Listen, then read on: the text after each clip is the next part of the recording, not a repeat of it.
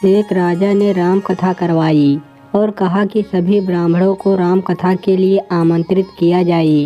राजा ने सबको राम कथा पढ़ने के लिए कथा स्थान पर बैठा दिया। एक ब्राह्मण अंगूठा छाप था, उसको पढ़ना लिखना आता नहीं था। वो ब्राह्मण सबसे पीछे बैठ गया और सोचा कि जब पास वाला पन्ना पलटेगा तब मैं भी पलट दूंगा। काफ़ी देर देखा कि पास बैठा व्यक्ति पन्ना पलट ही नहीं रहा है। उतने में राजा श्रद्धापूर्वक सबको नमन करते चक्कर लगाते लगाते उस सज्जन के समीप आने लगी तो उसने एक ही रट लगा दी कि अब राजा पूछेगा तो क्या कहूँगा, अब राजा पूछेगा तो क्या कहूँगा। उस सज्जन की ये बात सुनकर पास में बैठा व्यक्ति भी रट लगाने लगा कि तेरी गति सो मेरी गति। उतने में तीसरा व्यक्ति बोला, ये पोल कब तक चलेगी, ये पोल कब तक चलेगी। चौथा बोला, जब तक चलता है चलने दे, जब तक चलता है चलने दे। वो चारों अपने सिर नीचे किए इस रट की रट लगाए बैठे रहे। पहला ब्राह्मण, अब राजा पूछेगा तो क्या कहूँगा। दूसरा, तेरी गति सो मेरी गति। तीसरा, ये पोल कब तक चलेगी। चौथा, जब तक चलता है चलने दे। जब राजा ने उन चारों के सुर सुने तो पूछा कि ये सब क्या गा रहे हैं, ऐसे प्रसंग तो रामायण में हमने पहले कभी नहीं सुने।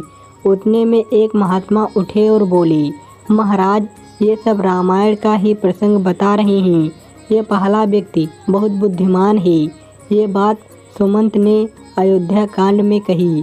राम लक्ष्मण सीता जी को वन में छोड़ घर लौटते हैं, तब ये बात सुमंत कहता है, अब राजा पूछेंगे तो क्या कहूँगा, अब राजा पूछेंगे तो क्या कहूँगा।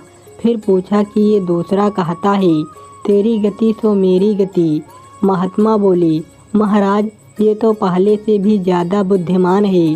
लंका कांड में जब हनुमान जी राम लक्ष्मण जी को अपने दोनों कंधे पर बिठाकर सुग्रीव के पास गए, तब ये बात राम जी ने कही थी कि सुग्रीव तेरी गति सो मेरी गति।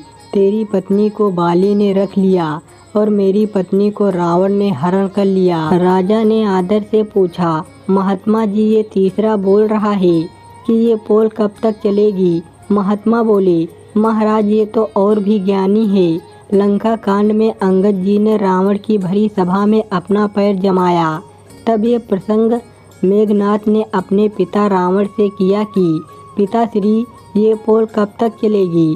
पहले एक वानर आया और वो हमारी लंका जलाकर चला गया और अब ये कहता है कि मेरे पैरों को कोई यहाँ से हटा दे तो भगवान श्री राम बिना युद्ध किए वापस लौट जाएंगे। राजा बोले कि ये चौथा जो बोल रहा है। महात्मा बोले, महाराज ये इतना बड़ा विद्वान है कि कोई इसकी बराबरी नहीं कर सकता। ये मंदोदरी की बात कर रहे हैं। मंदोदरी ने कई बार रावण से कहा, स्वामी आप जीत छोड़कर सीता जी को आदर सहित राम जी को सौंप दीजिए, अन्यथा अनर्थ हो जाएगा। तब ये बात रावण ने मंदोदरी से कही कि जब तक चलता है चलने दे, मेरे तो दोनों हाथों में लड्डू है। अगर मैं राम के हाथों मारा गया तो मेरी मुक्ति हो जाएगी।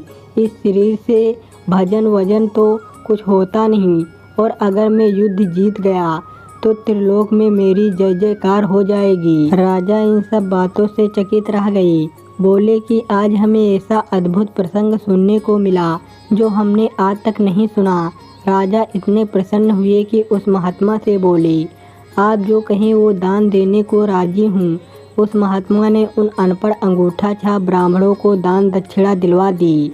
इन सब बातों का एक ही सार है कि कोई ज्ञानी, कोई नास्तिक, कोई ऐसा भी क्यों ना हो, रामायण भगवान जैसे महान ग्रंथों को श्रद्धापूर्वक छूने से ही सब संकटों से मुक्त हो जाते हैं और भगवान का सच्चा प्रेमी हो जाए तो बात ही क्या है। मत पूछिए कि वो कितने धनी हो जाते हैं। जय श्री राम। दोस्तों ये वीडियो पसंद आई हो तो वीडियो को लाइक, शेयर और चैनल को सब्सक्राइब करें। धन्यवाद दोस्तों।